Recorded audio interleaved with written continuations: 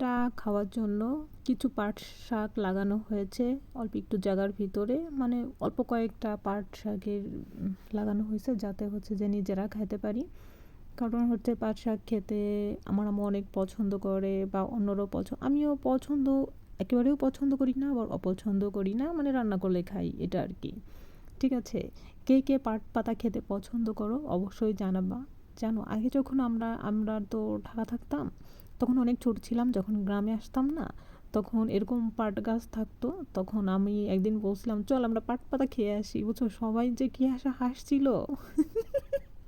ছোটবেলার কথা মনে পড়ে গেল। ঠিক আছে, এখন তো বুঝি যে না, এটা আসলে মানে কাঁচা খাওয়া যায় না, এটা রান্না করে খেতে হয়।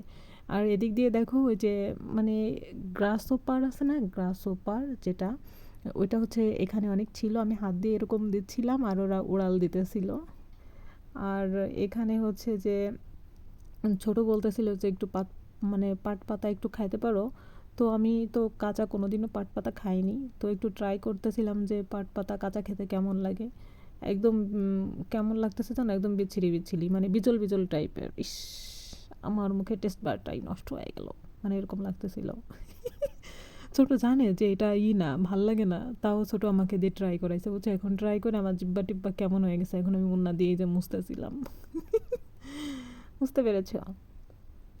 তো পাট পাতা কিন্তু অনেকভাবে রান্না করে খাওয়া যায়। আবার আরেকটা সিস্টেম দেখলাম, একজনটা কি করছে জানো, এই পাট পাতা ছিঁড়ে রোদ্দুরে শুকায় ওইগুলা একদম গুঁড়ো গুঁড়ো করে রাখছে। ওইগুলা হচ্ছে যে আবার পানিতে ভিজায় পরে হচ্ছে যে আবার রান্না করতেছে, মানে ওটা ভর্তা টাইপের মতো রান্না করতেছে। ওটা খাইতেও নাকি খুব মজা লাগে, আমি খাইনি, শুধু দেখেছি। কারণ হচ্ছে যে আহ, এমনি খাইনি।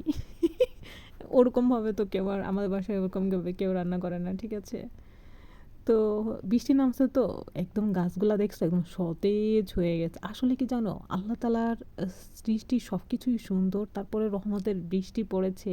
পাতাগুলা দেখো, মানে প্রচণ্ড রোদ্দুরের যে তাপ ছিল, ওই তাপে পাতাগুলা কেমন জানি হয়ে গেছিলো, বুঝছো। এখন বৃষ্টি পায়, কয়েকদিন বৃষ্টি নামছে, দেখো পাট গাছের ভিতর দিয়ে আবার হয়েছে, ঘাস হয়ে গেছে, দেখছো।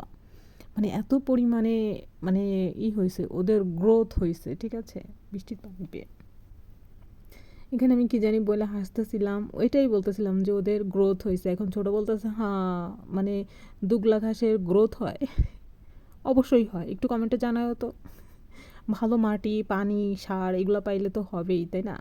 তো এখানে কোনো, এই যে আমি পুরো জমিটা তোমাদেরকে ঘোরায় দেখাইতেছিলাম, অল্প একটু জমিতেই লাগানো হয়েছে, মানে নিজেরা খাওয়ার জন্য যতটুকু, এই আর কি। কিন্তু এটা হচ্ছে যে ওরকমভাবে বাণিজ্যিকভাবে করা হয় নাই যে বিক্রি করা হবে, বা এটা দিয়ে অন্য অন্য কোনো কিছু করা হবে, এরকম কিছু না, মানে জাস্ট নিজেরা খাওয়ার জন্যই।